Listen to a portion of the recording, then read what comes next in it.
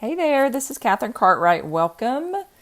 I am making a card today using some dies from Recollections. This is the Recollections Gothic Gate, I think is the exact name. I'll link it in the description.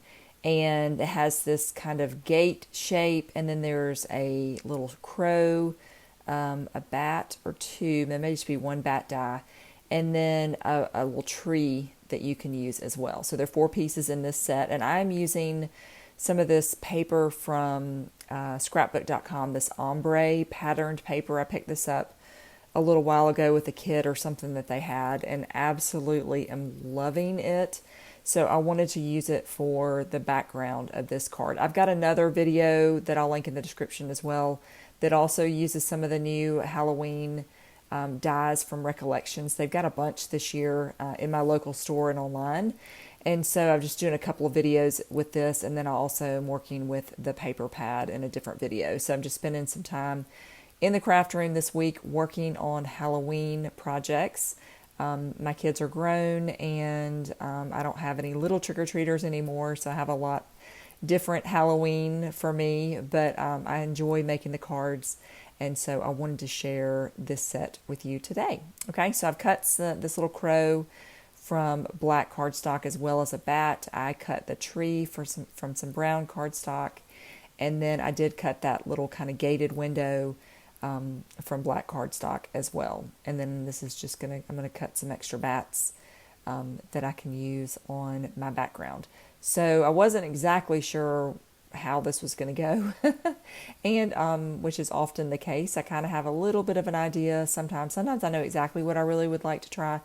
Other times I'm just kind of going along with it. But I was hoping to find a paper that I would like with this window. And so you could do some ink blending as well, but I've really been enjoying this paper pad, and it just makes it super easy. If you wanted to have an ombre look without doing any ink blending, this is a great way to do it. And so I'm going to put the lighter, I've chosen this kind of orange, yellow, more white at the bottom.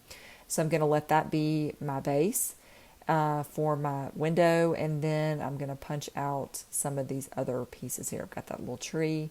Now you could layer the tree behind the window, certainly is an option, but I decided I didn't want to put it behind there because I wasn't really sure. I thought about adding some things back into the window, the stained glass window. I thought about doing it with vellum and maybe coloring it with a marker like a Copic or something like that.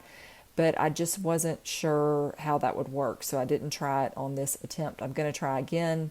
I think in a future card, I'm going to try again, but because I really wanted to stick with the ombre paper on this one. But you could put something behind there. You could make your own either blended pattern paper, or you could use, I think it'd be cool to use some vellum, kind of cut around it, and then color that vellum sort of stained glass. You could put that behind there.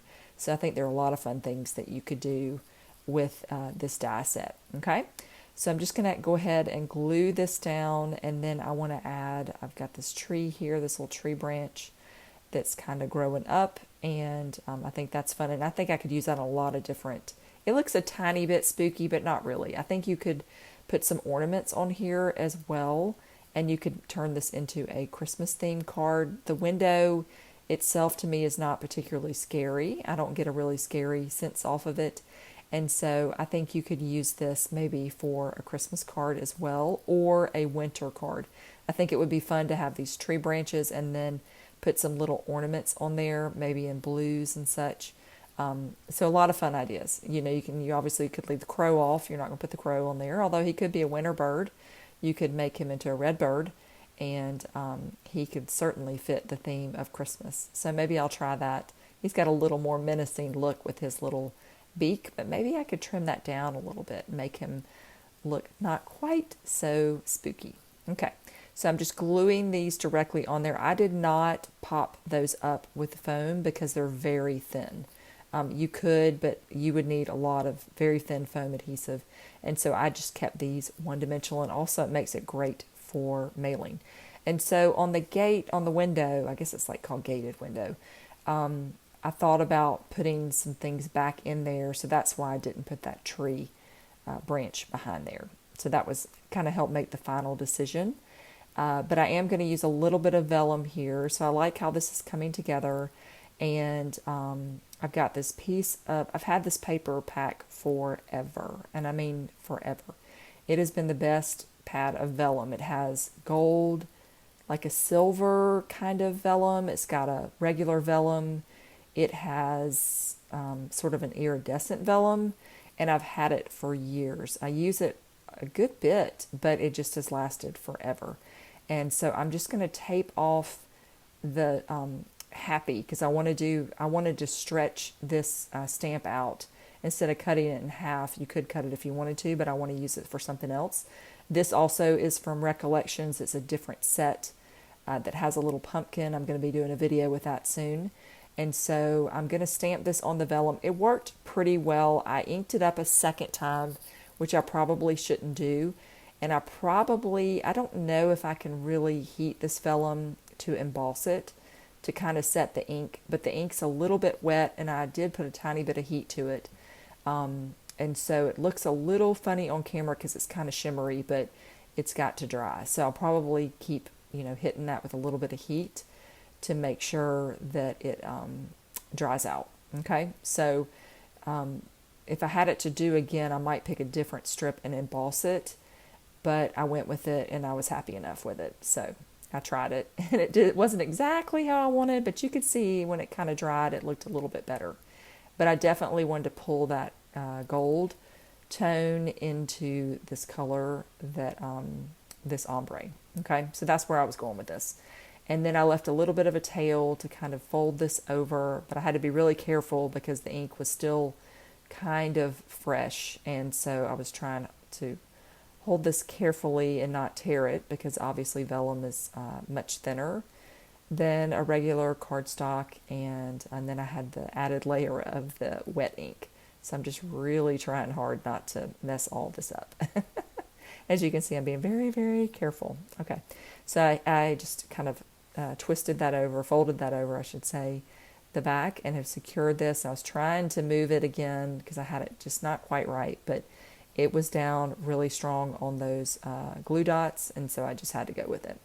So now I'm ready to glue this down, but this would make a really fun, quick, easy Halloween card. But again, you could make some other seasons with this for sure.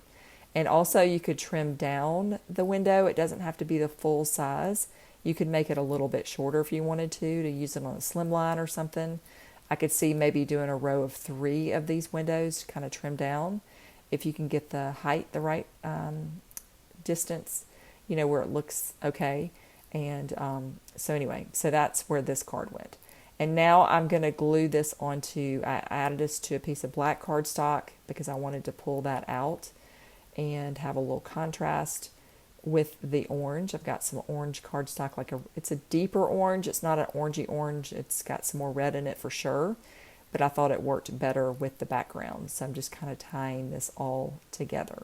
Okay, so here is this gated card using the Recollections die and some vellum. So leave me a comment. Let me know if you have been working on your Halloween cards yet. And thanks so much for watching, and happy crafting. Have a good day.